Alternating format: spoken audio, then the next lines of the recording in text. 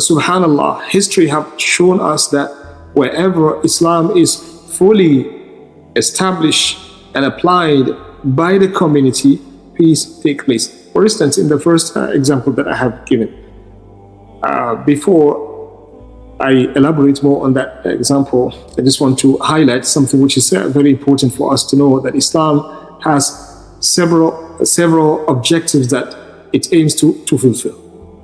Number one, and the most important one, in which every other objective is based on, is the saying of Allah subhanahu wa ta'ala, وَمَا جَعَلَ عَلَيْكُمْ فِي الدِّينِ مِنْ حَرَجٍ يُرِيدُ اللَّهُ بِكُمُ الْيُسْرَ وَلَا يُرِيدُ بِكُمُ الْعُسْرَ. Allah subhanahu wa ta'ala says, He had never placed any difficulty and hardship in this religion. And in another place, Allah subhanahu wa ta'ala says, everything that you see Allah subhanahu wa ta'ala is giving the Prophet sallallahu alayhi wasallam as part of the religion of Islam is aiming for making the life of the people easier and easier. The Prophet sallallahu alayhi wasallam said, Inna ad-deena yusrun wa lan yushadda ahadun hadha ad-deena illa ghalabahu.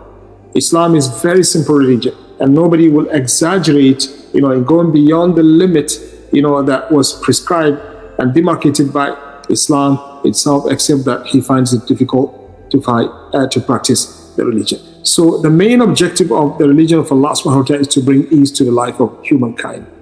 Let's see if we can apply this through that example that I was given. I said in Islam we have laws, for instance, that says if a person did certain offenses, he should go. For instance, if he killed another person, subhanallah, and we turn to forget the fact that that person who is murdered, he doesn't want to die. Somebody took a knife or a weapon and take off his life. In Islam, this concept exists. Your life is not better than his. So if a Muslim kill another Muslim, Sharia says that one who killed the other person, he has to go. In the Quran, Allah subhanahu wa ta'ala says, وَلَكُمْ فِي الْقِصَاصِ حَيَاةٌ. We learn from the history that the Arabs, in the past before the arrival of the Prophet sallallahu alaihi wasallam, they were fighting each other for 120 years. 120 years of battles between them. And guess what was the cause of that battle? 120 years. Imagine how many people were killed, were slain, were assassinated, during that war. 120 years. And what was the cause of that fight? The cause was very simple. Somebody from another tribe killed somebody from the other tribe. They have two main tribes in Medina, Aus and Khazraj. Somebody from one of them killed the other, a member from the other tribe. Subhanallah, there was no government to take action against the criminal. They kept on fighting each other for 120 years.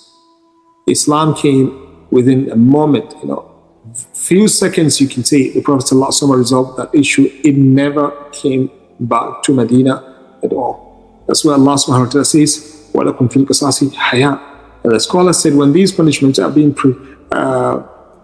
observed, they should be done in public because we want them to act as a deterrent, against the commission of the same act in the future. So if you do it, the government does it in the correct way. They take off the life of somebody because he took off the life of another person.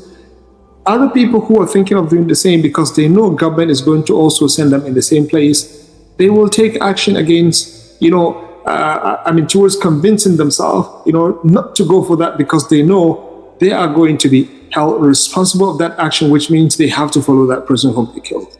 And as such, the community is going to enjoy peace. The same goes to the theft.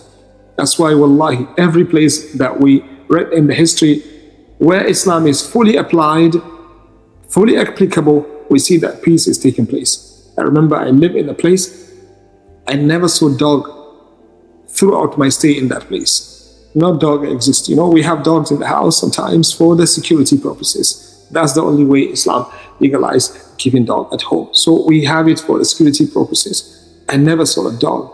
And I never saw somebody with guns guarding the banks. I never go to the place where they sell gold and silver, and then I saw the security with guns.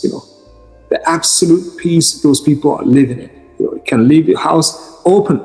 SubhanAllah, you're not afraid of anyone except those simple, maybe boys in the community that might come to the place and take some of your valuable items. And this one also is very, very rare. I can't remember when I hear something like that.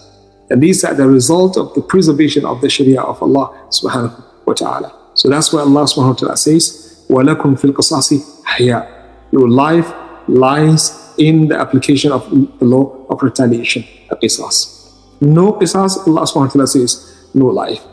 Otherwise, explain to me, how is it possible for you to claim that you are living a very comfortable life in the way we claim, whereby at any moment somebody can just attack you because he knows there is no government who can take action appropriately in the way that will stop other people from doing the same thing. It never happened on earth, and it will never happen. So this is the meaning of Islam, literally. It means submission to the law of Allah subhanahu wa ta'ala. Why do we go for this? Because if you submit to Allah subhanahu wa ta'ala, you are going to accept whatever Allah subhanahu wa ta'ala says. Whether you understand, the wisdom behind it or you don't, but you have an absolute trust in Allah subhanahu wa ta'ala based on that objective that I have just mentioned first, that Sharia is always aiming to doing that which is going to give you a comfortable life. So we have a trust in the one who created us. We have a trust that he is the only one who knows what can fix us or what can protect us, much more than the way we do ourselves. Because he is the one who brought us into existence, where we are nothing. So he knows us, he knows what we need, and he knows what can harm us, and he knows how to defend us from anything that is harmful to us. So he brought us this system, which we call Islam, which means to submit totally to the will of Allah subhanahu wa ta'ala. That's why when it comes to the technical definitions, the scholar said, Islam is al-istislamu lillahi bit-tawheed. Islam is al-istislam lillahi bit-tawheed. وَالْإِنْقِيَادُ لَهُ بِالطَّاعَةِ وَالْخُلُوصُ مِنَ الشِّرْكِ. They said Islam means the total submission to the will of Allah subhanahu wa ta'ala through tawheed and obedience, and staying away from any association or partner with Allah subhanahu wa ta'ala. That's the meaning of Islam. You have an absolute tawheed, which is based on trust in Allah subhanahu wa ta'ala and giving him the right which he is the only one who deserves it. That means to be worshipped alone. And when you're looking for help and support, you look for it from Allah subhanahu wa ta'ala. Anything that nobody can do it except Allah, you don't look for it from anyone except him.